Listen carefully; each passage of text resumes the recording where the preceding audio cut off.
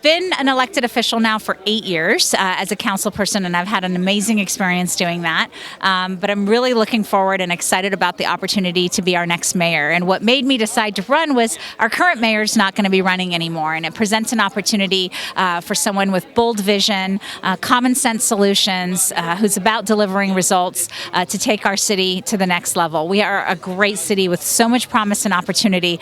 Sometimes, though, we get in our own way and we just get stuck. And I think we're at that place right now where we're really close to just showing the world what amazing promise this city has as a beautifully diverse community. For crime, twofold. I think we need more police officers. We're down about 200 officers, and unfortunately, we have the lowest number of patrol officers than any other city of our size, urban city of our size.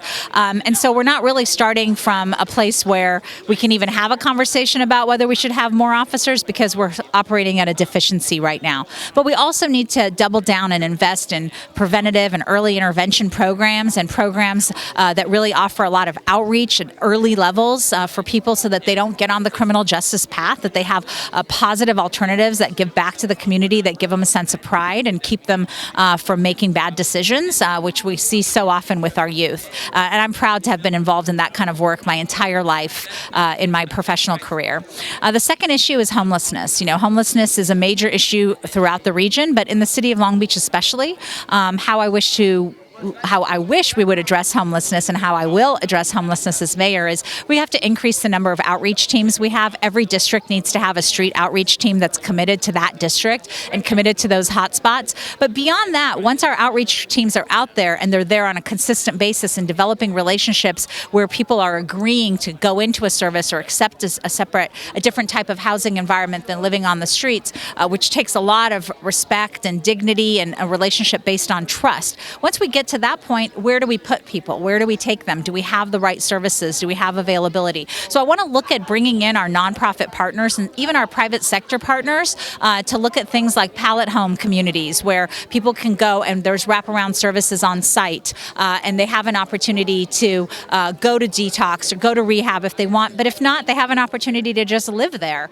instead of living on the streets. Our public parks and beaches and spaces that the public wants to use or in front of businesses is really not the right place for people who are experiencing homelessness to be. They don't want to be there, and the residents don't want them to be there. So we have to think about not just having enough outreach teams, but where do they go once those outreach teams become effective? And having a pallet community with services on site is the way to go. I'll actually be going to visit one on Monday in Redondo Beach, and I'm really looking forward to it, and hopefully they can partner with us. And then finally, how do we get more jobs, and how do we get more opportunities for people to stay in Long Beach with a job that pays well, offers them growth opportunities.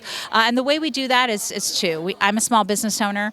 As a city, we need to have a comprehensive plan for small businesses. There's so much capacity for small businesses to grow just within their own employees, giving their own employees opportunities for additional training, entrepreneurship, and allowing those businesses who have the capacity to grow to be able to grow from one store to more. That's job creation, but it's also just investing in the community and the employees that those businesses hire, like ours. We have 11 women employees in our business now. Every single one of them is an equity owner of the business. We share our profits with our employees.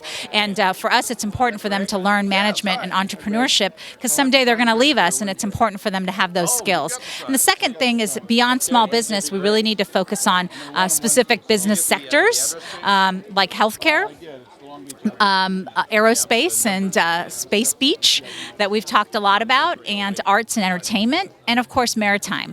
Those are industry sectors that we really need to focus on and think about incentives that we can give them, financial incentives where they're vested and they have a voice in how those industry sectors continue to grow in the city, not geographically, but throughout the city of Long Beach. Let's see if they can have a voice in recruiting other businesses and building housing for the employees of those businesses. We have to give them a financial incentive, and we can do that through our economic innovation districts. Long Beach is the most amazing city ever. I've lived everywhere. I was born in the United States, but my family's from Iran, so we lived in Iran and we left during the revolution. And when my mother and I came to America, we were trying to make our way here in this country.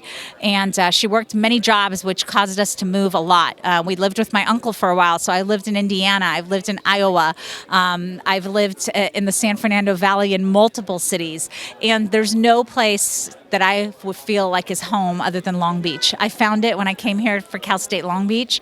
It changed the trajectory of my life, and now it's the only home my boys will ever know, and it's the only house that I ever lived in, with no shared walls and a backyard, was the house that I bought in this city, and to me it makes me super proud to live here. I love the weather, I love the diversity. I love that even though it's super expensive to live here, we still remain the most affordable coastal city in the state of California. That makes me super proud, and I hope we can keep that. And I love everything that Long Beach has the potential to be, and I'm excited to be a part of its future.